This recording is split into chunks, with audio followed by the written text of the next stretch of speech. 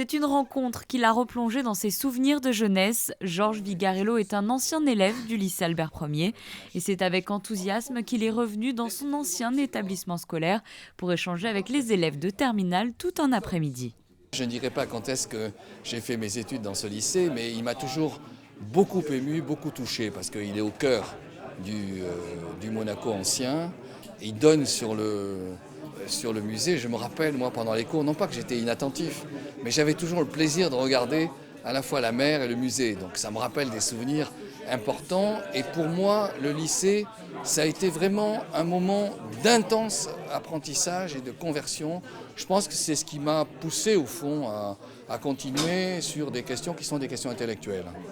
Cette deuxième saison des rencontres philosophiques s'articule autour de la question du corps, un thème que Georges Vigarello a mis au centre de ses préoccupations.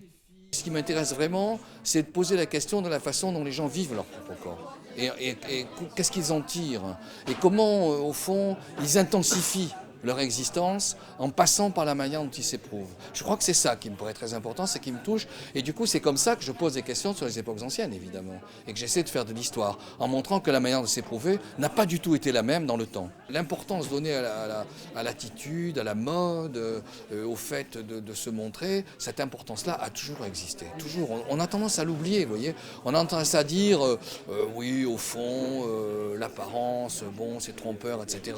Le corps, c'est secondaire par rapport à l'esprit. On a tendance à raisonner comme ça. D'ailleurs, le rapport esprit-corps, c'est quelque chose de très compliqué dans lequel je ne veux absolument pas rentrer. Mais ce qui est sûr, et ce qui est vraiment fondamental, c'est que l'attention que l'on a portée à sa propre attitude et apparence a toujours été centrale. Ils étaient donc une quarantaine à participer à cet atelier, des élèves attentifs et qui ont montré une certaine curiosité pour cette discipline. Est-ce que vous diriez plutôt qu'on a un corps ou qu'on est le corps? Les deux formules peuvent être tenues. Évidemment, j'ai tendance à penser sur le mode de l'activité, c'est-à-dire être. Voyez, on le voit très bien d'ailleurs, la santé se définit autrement aujourd'hui. La santé, c'est longtemps définie par de l'avoir, avoir la santé. Et aujourd'hui, ce qui est très important, c'est être en santé. J'ai trouvé qu'il abordait le sujet de façon très moderne, c'est ce qui m'a beaucoup plu. Et d'autant plus le fait qu'il ait été un élève du lycée, on peut se dire que, il se met un peu à notre niveau en fait. On peut se voir en fait en lui, et déjà on peut penser la philosophie parfois c'est difficile ou c'est quelque chose d'incompréhensible, et pourtant il aborde d'une façon tellement simple et qui parle à tout le monde. C'est ça qui est impressionnant. En plus il a une éloquence juste fantastique, parler 2 heures comme ça d'un sujet, c'est exceptionnel quoi. Et puis il nous l'a fait comprendre à tous, c'est pas comme si il y avait des choses qu'on ne comprenait pas, avec des exemples très pertinents. Il nous a donné une vraie synthèse qui était surprenante par moments, parce que alors déjà le nombre d'ouvrages cités, d'extraits dont il a parlé.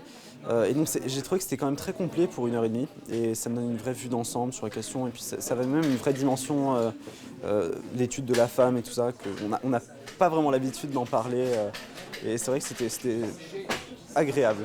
La femme, elle peut porter l'arme, elle peut entrer à l'armée. Je ne dis pas qu'elle est complètement libérée, ce serait aberrant de dire ça, c'est faux. Mais enfin, un immense pas est fait dans le sens de l'égalité. Ça veut dire quoi?